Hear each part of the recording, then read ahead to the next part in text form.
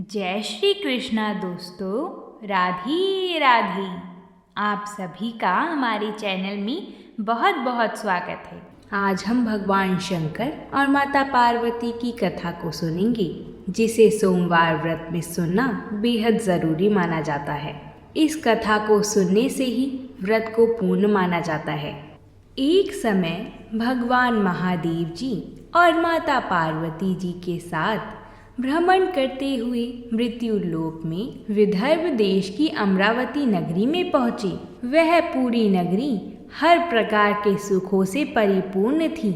उस पुरी के राजा ने एक अति सुंदर शिव मंदिर बनवाया था। उसी मंदिर में महादेव जी और माता पार्वती निवास करने लगे। एक समय की बात है, एक समय माता पार्वती जी ने भगवान शंकर को प्रसन्नचित्त देखकर मन बहलाने की इच्छा से उनसे चौसर खेलने का आग्रह किया। भगवान शंकर जी ने अपनी प्राण प्यारी की बात मानकर चौसर खेलना प्रारंभ किया। उसी समय उस मंदिर का पुजारी निमित्त बनकर मंदिर में आया और माता पार्वती जी ने उस पुजारी ब्राह्मण से एक प्रश्न किया कि इस चौसर की बाजी में किसकी जीत होगी। भाग्यवश ब्राह्मण बिना विचारे ही बोल उठा कि महादेव जी की ही जीत होगी। परंतु हुआ इसके विपरीत और थोड़ी देर में बाजी समाप्त होने पर माता पार्वती जी की ही जीत हुई। इस पर माता पार्वती जी को ब्राह्मण के झूठ बोलने के कारण बहुत क्रोध आया और उसको श्राप देने के लिए तैयार हो गई। यद्यपि महादेव जी ने पार्वती जी को बहुत समझाया, परंतु उन्होंने कुछ भी न मानकर ब्राह्मण को कोढ़ी होने का श्राप दे दिया। कुछ दिनों पश्चात पार्वती जी के श्रापवश होकर वह कोढ़ी हो गया और अनेक प्रकार के कष्टों को भोगने लगा। जब इस प्रकार उसको कष्ट भोगते हुए बहुत दिन हो गए, तो एक दिन स्वर्ग की अप्सराएं भगवान शिव जी के मंदिर में पूजा करने के लिए आईं और पुजारी जी को शारीरिक कोढ़ से दुखी देखकर दया भाव से पूछा, तो ब्राह्मण ने विनाश का वृत्तांत बताया कि भगवान शिव जी और माता पार्वती जी के चौसर खेलने और पार्वती जी के श्राप से ही मेरा ये हाल हुआ है। तब अप्सराएं यह सब कथा सुनकर कहने लगी कि हे ब्राह्मण, अब तुमको अधिक दुख नहीं उठाना पड़ेगा। भगवान शंकर की कृपा से तुम्हारे सब दुख दूर हो जाएंगे। तुम सब व्रतों में उत्तम व्रत सोमवार व्रत को विधि पूर्वक करो। तब ब्राह्मण सोमवार व्रत की विधि को अप्सराओं से पूछने लगा।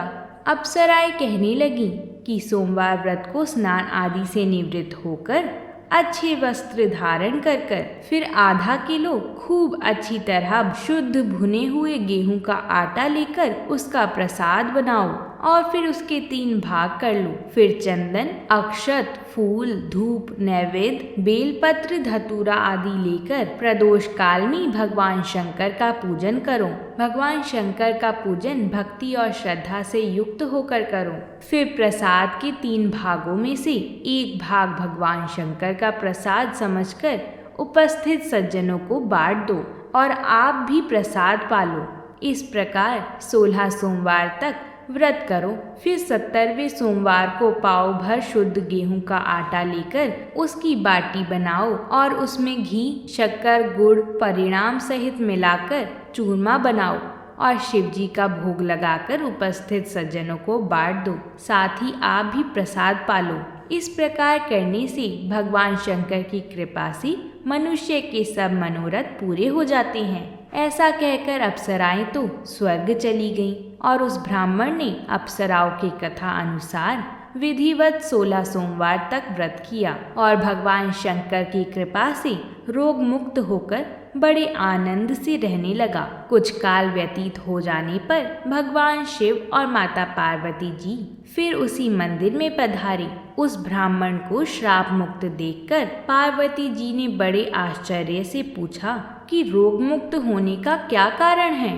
तब ब्राह्मण ने 16 सोमवार की सब कथा सुनाई।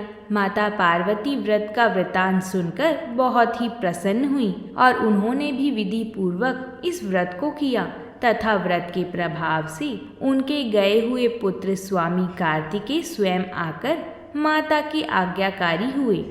कार्तिकेय जी को अपने विचारों में परिवर्तन होने का कारण जानने की बड़ी भारी इच्छा हुई और उन्होंने माता जी से इस रहस्य का कारण सुनने की इच्छा प्रकट की।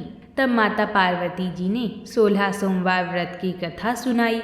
तब उन्होंने भी इस व्रत का प्रभाव सुनकर उनका एक मित्र ब्राह्मण बहुत दिनों से परदेश गया हुआ था, उससे मिलने की इच्छा से इस व्रत को धारण किया और उनका मित्र बहुत शीघ्र ही आकर कार्तिकेय जी से मिला और उनसे अकस्मात मिलने का रहस्य कार्तिकेय जी से पूछा। उन्होंने उत्तर दिया कि हमने तुमसे मिलने के लिए 16 सोमवार का व्रत किया था, उसी के प्रभाव से तुम मिले हो। ऐसा सुनकर ब्राह्मण ने भी अपने विवाह की इच्छा से विधि पूर्वक इस व्रत को किया।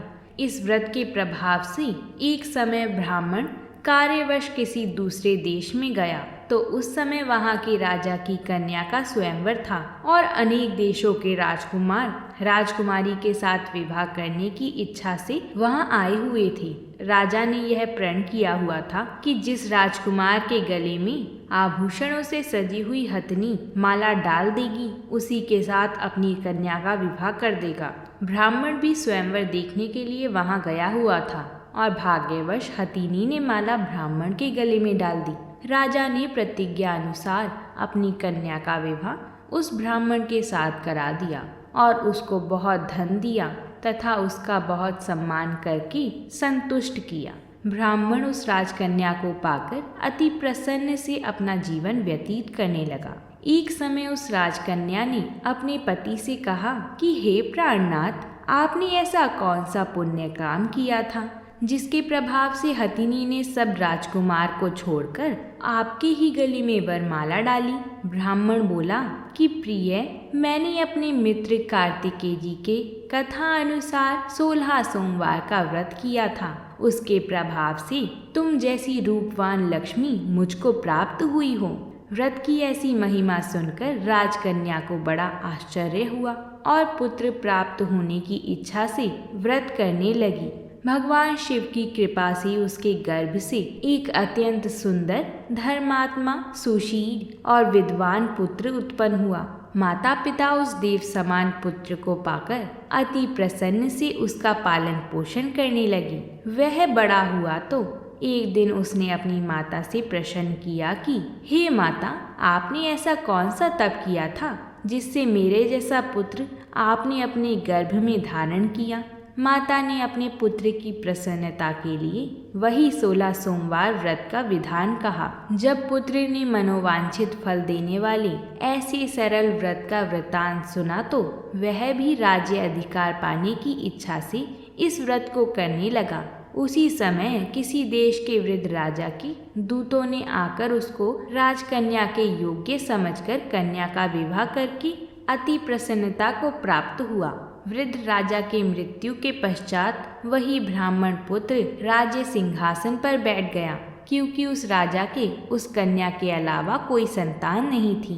राज्य अधिकार पाने के पश्चात भी वह ब्राह्मण पुत्र सदैव 16 सोमवार का व्रत विधि पूर्वक करता रहा। वह 17वां सोमवार आया तो राजा ने पूजा सामग्री लेकर रानी को शिवालय चलने के लिए कहा, परंतु राजकन्या ने उसकी आज्ञा ना मानकर स्वयं शिवालय ना जाकर दास दासियों के हाथों सभी सामग्रियां भिजवा दी। जब राजा ने शिव जी का पूजन समाप्त किया तो आकाशवाणी हुई कि हे राजा, तुम अपनी इस रानी को राजमहल से निकाल दो, नहीं तो यह तुम्हारा सर्वनाश कर देगी। राजा को आकाशवाणी सुनकर बड़ा आश्चर्य और दुख हुआ और शिव जी की आकाशवाणी का सब वृतांत अपनी सभा में आकर सभी सदस्यों से कहा। सभासदों को यह सुनकर अत्यंत आश्चर्य हुआ और दुख हुआ कि जिस राजकन्या के कारण इसको राज प्राप्त हुआ, उसी को निकालने के लिए सब प्रपंच रच रहा है,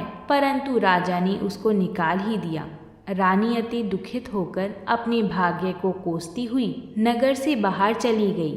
पैरों में जूती नहीं, नंगे पैर, फटे हुए वस्त्र पहनी भूख से दुखित रानी धीरे धीरे चलकर एक नगरी में पहुंची। वहां पर एक बुढ़िया कुछ सूत काट कर बेचने जा रही थी। रानी की दीन अवस्था देखकर कहने लगी कि तू मेरे साथ चलकर सूत बिकवा दे, मैं वृद्ध हूँ, कुछ भाव आदि का पता नहीं। रानी ने सूत की गठरी बुढ़िया के सर से उतारकर अपने सिर पर रख ली। अभी थोड़ी ही दूर गई होगी कि ऐसी आंधी आई कि बुढ़िया का सारा सूत पोटली समेत उड़ गया। बुढ़िया रोती और पछताती रह गई और रानी को अपने साथ से दूर रहने को कह दिया। तब रानी एक तेली के घर गई तो तेली के घर में जितने तेल के घड़े थे सब चटक गए। ऐसी दशा देखकर तेली ने उसको भाग्यहीन समझकर अपने घर से निकाल दिया। रानी इस प्रकार दुखी होकर एक नदी के तट पर जल पीने के लिए गई तो नदी का सब जल सूख गया। फिर रानी एक बाग में गई जिसमें एक बड़ा सुंदर सरोवर था। रानी जैसे ही जल पीने सीढ़ियों से नीचे उतरी, जल पीने के लिए उसने जैसे ही जल को स्पर्श किया वैसे ही नील कमल के समान जल में असंख्य कीड़े उत्पन्न हो गए और सारा जल गंदा हो गया। हताश होकर रानी ने अपने भाग्य को कोसते हुए इसी गंदे जल का पान किया और विश्राम करने के लिए एक पेड़ की शीतल छाया के नीचे गई तो पेड़ के सब पत्ते गिर गए। रानी जिस पेड़ के नीचे जाती उसी के पत्ते गिरने लगते। उस वन के पेड़ों की और सरोवर के जल को और सरोवर के जल की दशा देखकर उस वन के ग्वालों ने, जो वहां पर अपनी गायों को चराते थे और सरोवर में जल पिलाते थे, बड़े दुखी भाव से यह सब कथा अपने गुसाई जी को सुनाई। वह उसी नगर के एक मंदिर के पुजारी थे। तब सभी ग्वालों ने रानी को गुसाई के पास ले गए। रानी के मुख की कांति और शोभा देखकर गुसाई जी को समझ आ गया कि यह अवश्य किसी कुलीन वंश की अबला दुखित स्त्री है। ऐसा सोचकर गुसाई जी ने रानी से कहा कि मैं तुम्हें अपनी पुत्री समान रखूंगा, तुम मेरे आश्रम में रहो, यहाँ तुमको किसी प्रकार के कष्ट नहीं होंगे। ऐसे वचन सुनकर रानी को कुछ धीरज हुआ और वह आश्रम में ही रहने लगी। परंतु जो भी भोजन बनाती उसे तथा जो जल भर कर लाती उसमें कीड़े पड़ जाते। अब गुसाई जी को भी बड़ा आश्चर्य हुआ और दुख हुआ तथा वह कहने लगे कि पुत्री, तुझ पर कौन से देवता का कोप है जो तेरी ऐसी दशा हो गई। तब गुसाई जी की बात सुनकर रानी ने शिव पूजा का सारा वृतांत गुसाई जी को सुनाया। तो गुसाई जी ने अनेक प्रकार से भगवान शंकर की स्तुति की और रानी से कहने लगे कि पुत्री, तुम सब मनोरथ पूर्ण करने वाले 16 सोमवार का व्रत करो, उसके प्रभाव से ही तुम्हारे सब कष्ट दूर होंगे। गुसाई जी की आज्ञा अनुसार रानी ने 16 सोमवार के व्रत किए और 17वें सोमवार को पूजन से राजा के हृदय में विचार उत्पन्न हुआ कि रानी को गए बहुत समय हो गया है, न जाने कहाँ भटकती होंगी, अब उसे ढूंढना चाहिए। यह विचार कर चारों दिशाओं में अपने दूतों को रानी को ढूंढने के लिए भेजा। ढूंढते ढूंढते गुसाई जी के आश्रम में भी पहुंच गए और उनको सब वृतांत सुनाकर रानी को अपने साथ ले जाने के लिए कहा। परंतु गुसाई जी ने रानी को नहीं भेजा। तब दूतों ने रानी का पता और सब वृतांत जाकर राजा को सुनाया। राजा सब वृतांत सुनकर स्वयं गुसाई जी के आश्रम में गए और गुसाई जी से विनती भाव से कहने लगे कि महाराज, यह महारानी मेरी पत्नी है।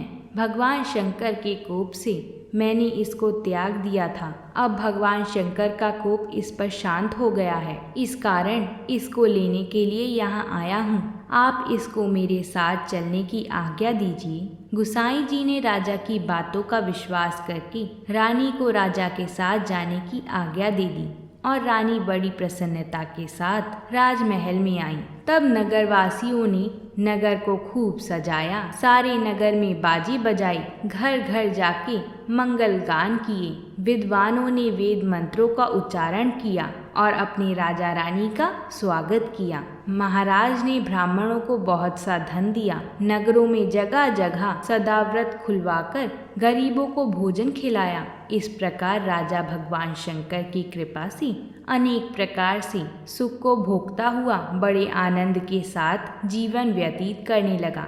अब तो राजा और रानी दोनों ही प्रतिवर्ष 16 सोमवार के व्रत करते और शिव जी का पूजन विधि पूर्वक करते और इस लोक में अनेक प्रकार के सुखों को भोगकर शिवलोक को प्राप्त हुए।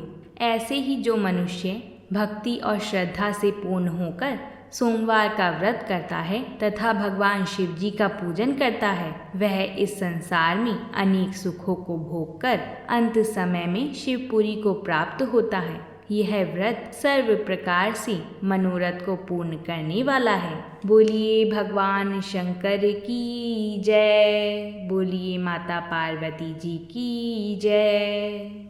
अगर आप भी भगवान शिव जी की पूजा करते हैं तो कमेंट में हर हर महादेव ज़रूर लिखिएगा। और कथा अच्छी लगी हो तो वीडियो को एक लाइक ज़रूर करें और हमारे चैनल को भी सब्सक्राइब ज़रूर करें। तो प्रेम से बोलिए भगवान शिव शंकर की जय हो।